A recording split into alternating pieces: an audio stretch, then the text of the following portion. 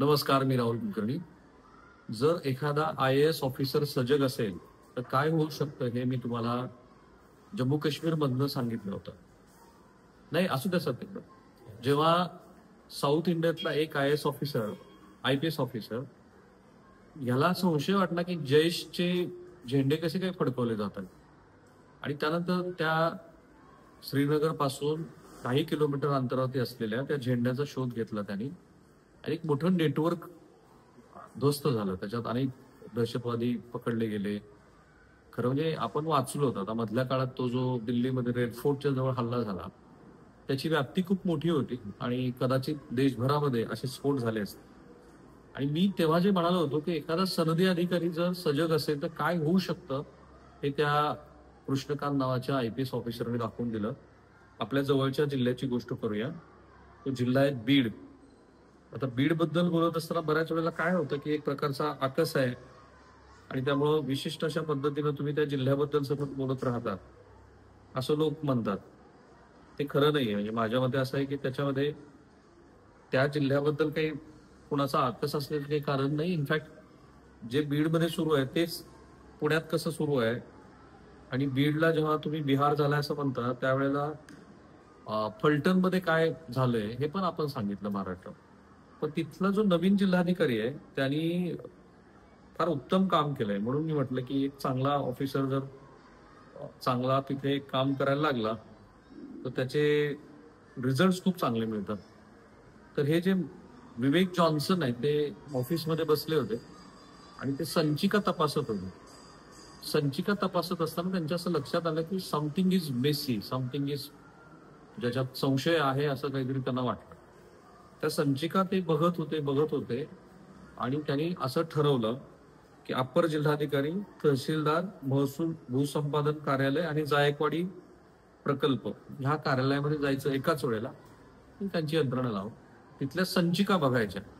आणि त्या संचिका त्यांनी पाहिल्या आणि पाहिल्यानंतर मी तर असं म्हणेन की हे बीड मधलं जे प्रकरण आहे याच्यापूर्वी पण राज्याचे उपमुख्यमंत्री श्री अजित पवार यांची बनावट सही, जेव्हा प्रीतम मुंडे खासदार होत्या तेव्हा त्यांची बनावट सही, प्रसाद लाड यांचा कोकणातला 4 कोटी रुपयाचा विकास निधी बीडमध्ये बनावट सही करून तो इकडे वापरल्याची अजब घटना बीडमध्ये घडली.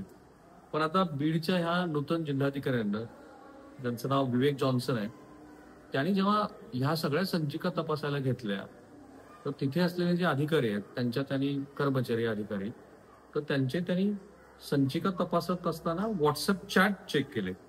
कोणाकोणाचे चेक केले तर संजय हंगे हा सहाय्यक महसूल अधिकारी आहे, पांडुरंग पाटील हा सहाय्यक महसूल अधिकारी आहे, राऊत नावाचा एक व्यक्ती आहे, महामार्ग कार्यालयाचा कर्मचारी आहे, अविनाश चव्हाण आहे जो डाटा एंट्री ऑपरेटर आहे, शेख अझर महमूद बाबू कंत्राटी कर्मचारी आहे, त्रिंबक पिंगळे कंत्राटी कर्मचारी आहे आणि 3-4 विधिज्ञ वकील मंडळी आहेत. SM Nannaware, advocate Pisure, advocate Praveen Raag, advocate Narwadkar, वर ह्यातले हे कुणीतरी बहुतेक पिसुरेच ऍडव्होकेट, हे बीड जिल्हा बार असोसिएशनचे माजी अध्यक्ष आहेत.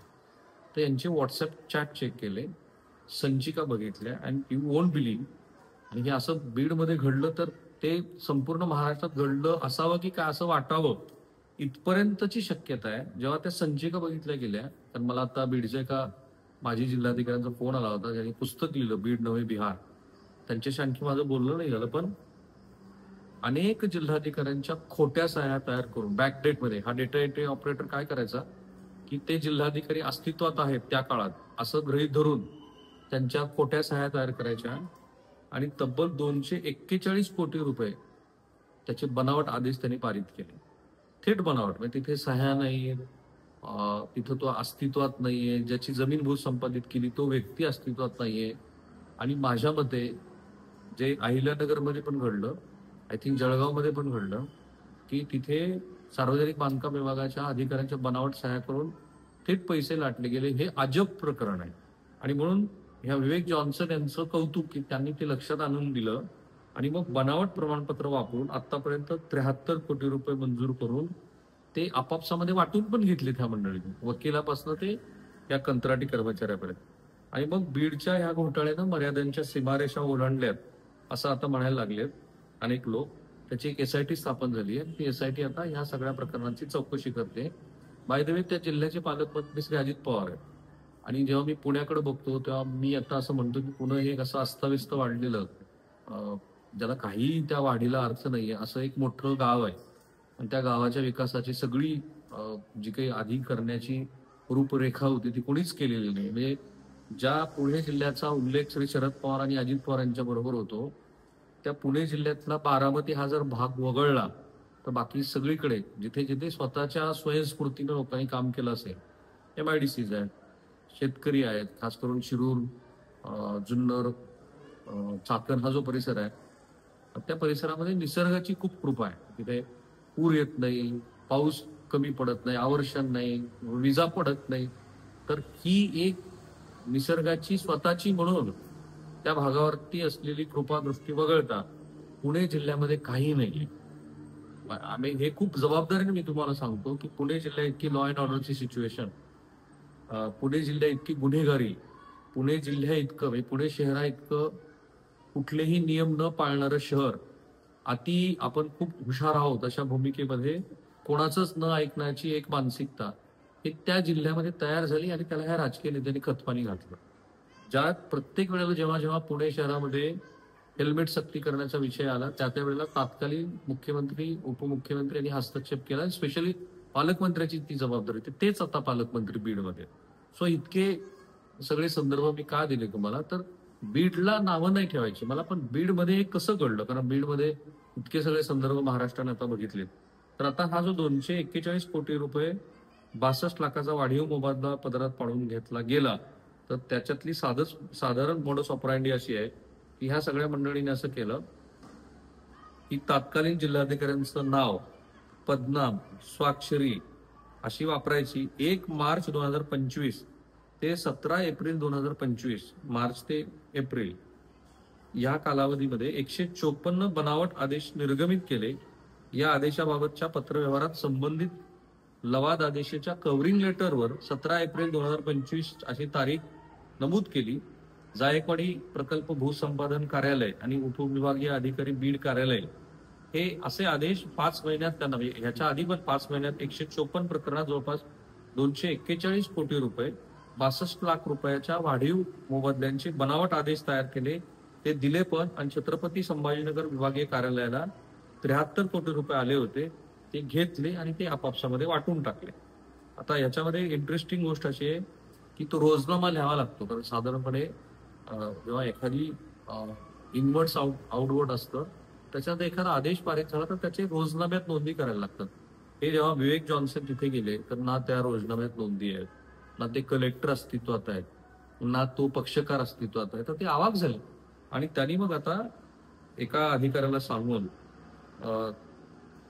ह्या सगळ्यांच्या विरोधामध्ये गुन्हे दाखल केलेत. सचिन पांडकर नावाचे तिथले DYSP त्यांना एक सदस्यीय आयोग नेमल्यासारखं करून त्याची SIT चौकशी सुरू आहे. आणि हा मोबदला थेट 68 कोटीवरून 310 कोटी रुपयावरती कसा गेला त्याचा शोध सुरू आहे. राष्ट्रीय महामार्ग अधिनियमानुसार संपादित जमिनीचा वाढीव मोबदला मिळवण्यासाठी खातेदार जिल्हाधिकारी यांच्याकडे अर्ज करतात. अविनाश पाठक यांची 22 एप्रिल 2025 ला बीडमधून बदली झाली. ते तुळजापूरचे, बीड जिल्ह्यात त्यांनी जवळपास 20-25 वर्ष काम केलं. आणि हे जे शस्त्र परवान्याचं प्रकरण बीडमधलं खूप बाहेर आलं तेव्हाच मी श्री अविनाश पाठक यांच्या भूमिकेबद्दल प्रश्न विचारले होते. आता त्यांची बदली झाल्यानंतरचा हा सगळा प्रकार आहे आणि त्याच्यातनं हे सगळे पैसे अशा पद्धतीनं लाटले गेलेले. मी हे का सांगितलं, एक तर चांगला सजग IAS ऑफिसर असेल, IPS ऑफिसर असेल तर तो असे पायबंद घालू शकतो.